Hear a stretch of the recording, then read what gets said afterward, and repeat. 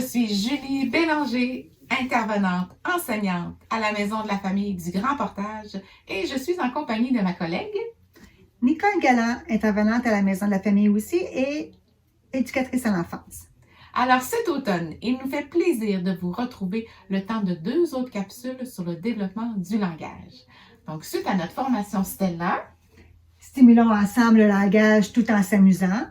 Nous voulons cette fois vous partager les 8 astuces qui favorisent le développement de la communication et du langage qui s'adressent aux poupons de 0 à 12 mois. Coucou. La communication commence par le regard. Il est important que j'établisse un contact visuel avec mon enfant. Alors, je me place à sa hauteur. Si il est par terre au sol, ça peut être très bien aussi, pour justement avoir un contact visuel, yeux à yeux.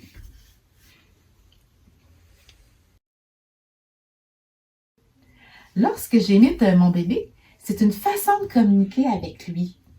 Et il n'est pas rare, vous allez voir, qu'il répète après vous et qu'il continue à jaser. Vous initiez en fait une conversation.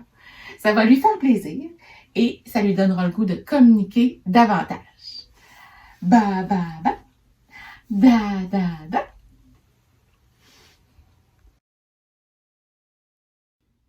Pour éveiller l'intérêt de notre bébé à échanger avec vous, mettre de l'émotion dans notre visage et changer nos intonations de voix. Aussi, parler lentement avec des phrases simples et courtes. Une autre façon, ça serait d'utiliser un hocher qui fait des sons comme ça. Justement, attirer le regard de notre enfant en plaçant le hochet devant notre visage puis devant le sien. Une petite activité le fun aussi, ce serait de prendre notre enfant sur nos genoux, comme ça.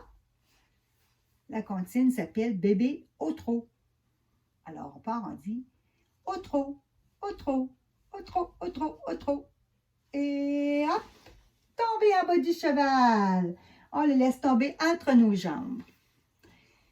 Votre bébé, c'est sûr qu'il va partir à rire. Puis, il va même peut-être sautiller sur vos genoux pour vous dire justement « Encore, encore, je vais le refaire. Je veux jouer encore avec toi, maman ou papa. »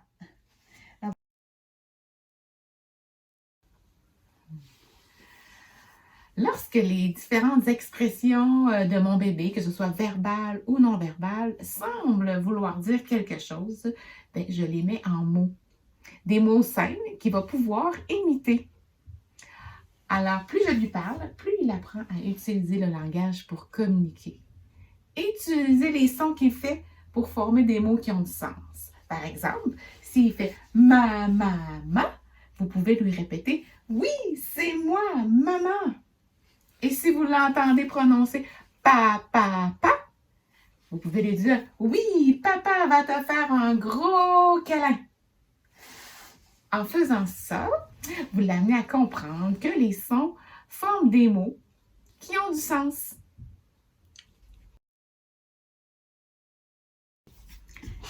L'observation de nos enfants peut nous dire bien deux choses. Par exemple, supposons qu'on veut interdire notre enfant, le prévenir du danger, justement. On utilise le non, N-O-N. Puis, quand l'enfant entend le non, bien souvent, il arrête son action et se tourne vers nous. Mais quand l'enfant n'entend pas son nom, N-O-M, Julie, peux-tu faire de quoi? Ben, en fait, si jamais vers l'âge de 6 à 10 mois, vous remarquez, vous observez qu'il ne réagit pas à son prénom quand on nomme son prénom. Par exemple, on dit Étienne et il ne tourne pas la tête. Bien là, ce serait peut-être le temps d'aller voir le pédiatre et de lui mentionner et peut-être qu'il pourra nous référer à un spécialiste. Bonne idée, ça. Ah, c'est déjà l'heure de se quitter, hein? Oui. Ça a passé très vite. Je vous remercie beaucoup d'être avec nous aujourd'hui. Puis, pour la prochaine capsule, ça va être le 24 novembre. Ça va sûrement passer sur l'heure du midi, hein? Je pense Oui, que à midi, c'est un rendez-vous. Parfait. Fait qu'on vous souhaite une belle fin de journée. Bye bye. Au revoir.